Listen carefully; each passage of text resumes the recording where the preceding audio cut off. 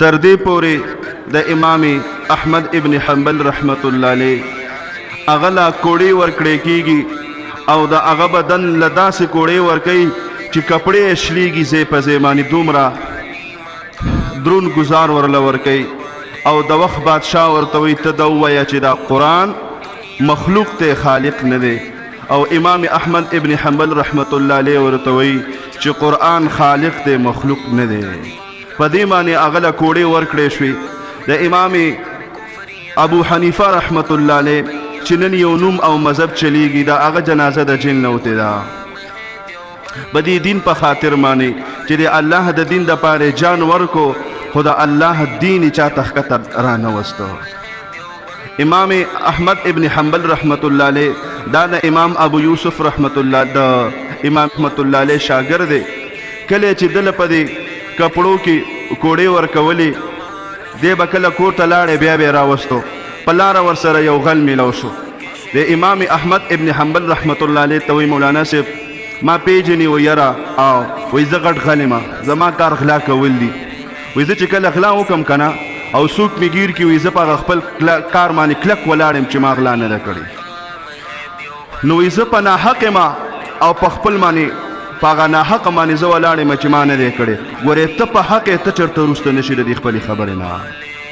ته ګورې دا الله قرآن دا مخلوق نه دی دا خالق دی او تا فتوا ورکړې ده او دا دې صحیح ورکړي به د خپل حق خبره باندې کلک ودرېږه نو امام احمد ابن حنبل رحمت الله علیه فرمایل وی کله به چې ماله بادشاهي وخت په جیل کې سزا راکوله نو ما ته به هغه غل را مخې ته شو چې مولانا صاحب ګورې ته په حق وروسته نشي په خپل حق باندې ټینګ ودرېږه نو چې ګزار به یې ورکوي مخلوق دی که خالق ده به وي خالق دی چې بیا به یې ډب ورکوي مخلوق دی که خالق ده به بیا وي خالق دی هر یو عالم دپاره او د هر یو علماو دپاره او د هر نبی دپاره په هر زمانه کې الله فرعون پیدا کړي او الحمدلله هغه د هغه موسی په شکل کې د فرعون مقابله کړې ده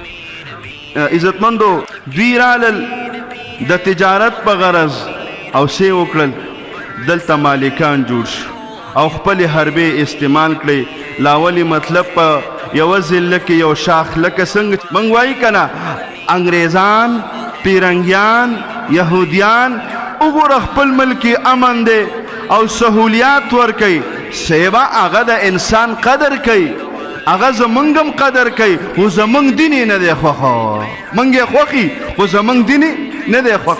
دې پیرنګیانو به بیا داسې چلونه هم کول چې کله عالمان شهیدان کړل پستړي شو په پانسیانو باندې و یو ځلې 100 عالمان راوستل وی 100 ورسره فوجان راوستل وی دی عالمانو ته وی چې څنګه چل دی زمونږ خلاف فتوی نه وروسته کېږئ که نه هغوی ورته وی چې نه دا درته چا ویلي دي موږ ستاسو د तुम यूं ही समझना कि फना मेरे लिए है फिर गैब में सामा बका मेरे लिए है पैगाम मिला था जो हुसैन इब्न अली को खुश हूँ कि वो पैगाम क़ज़ा मेरे लिए है यूं आबरे सिया पे फिदा है सभी में कश मगर आज के गंगोर गटा मेरे लिए है अल्लाह की रस्ते के जो मौत आए मसीहा अक्सर यही एक दवा मेरे लिए है तौहीद यूं है कि खुदा हशर में कह दे कि ये बंदा दो आलम से खफा मेरे लिए है भाई मंग द मर्द नहीं अरीगू कि जेल तम अचे او जेल के बंदे सुन्नत यूसुफ अलैहि सलाम कपदारम खीजे او पानसिकेम सुन्नत इमाम हुसैन रजी अल्लाह ताला अन्हो او کومنګ په خنجر وجنی سنت حضرت عمر رضی الله تعالی عنہ کومنګ په قرآن وجنی سنت حضرت عثمان رضی الله تعالی عنہ منګ سره چې په کومه لار راتاویږي زمونږ به سنت را جمدي کیږي